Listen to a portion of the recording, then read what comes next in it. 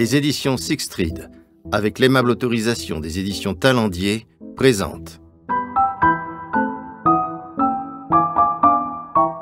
Les sociétés secrètes, des Rose-Croix aux Anonymous, 17e, 21e siècle, de Pierre-Yves Beaurepaire, lu par Renaud Bertin Cordoliani.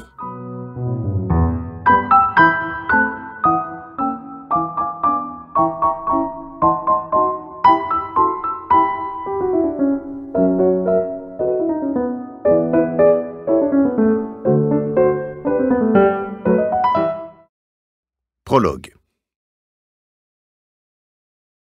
Nous, députés du collège principal des frères de la Rose-Croix, faisons séjour visible et invisible en cette ville, par la grâce du Très-Haut, vers lequel se tourne le cœur des justes.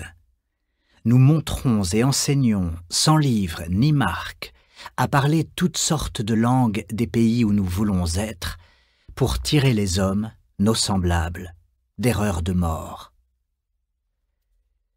Un matin d'août 1623, Louis XIII régnant, Paris s'éveille et découvre le texte d'une curieuse affiche placardée au carrefour et sur les portes des églises.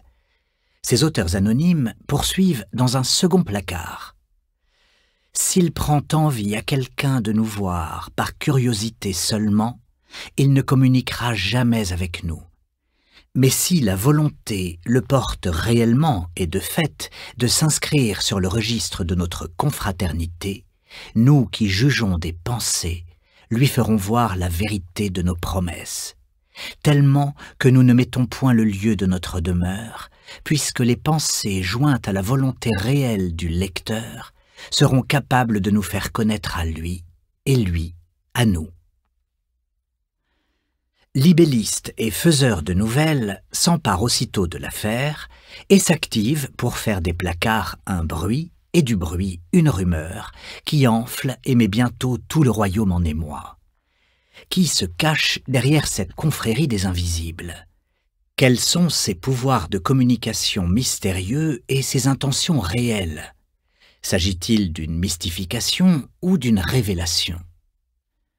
Le lien est au fait avec les manifestes de la Rose-Croix qui ont ébranlé l'Allemagne au cours de la décennie précédente. La confrérie des Invisibles aurait-elle entrepris de s'installer en France? Tous s'interrogent et chacun a son idée sur le sujet.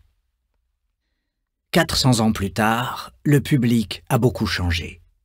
Pourtant, à l'heure des chaînes d'information en continu et des réseaux sociaux où une révélation fracassante chasse l'autre, il ne s'est jamais lassé et se montre fasciné comme au premier jour par les Rose-Croix.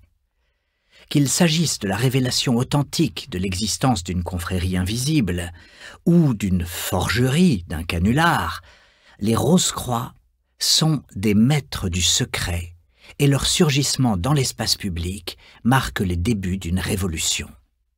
Comme pour les Illuminati un siècle et demi plus tard, il s'agit de la fortune d'un mot et de celle d'un nom. Elles invitent à découvrir comment histoire et fiction se mêlent pour façonner notre vision du monde et depuis 4 siècles, y accorder une place centrale aux sociétés secrètes.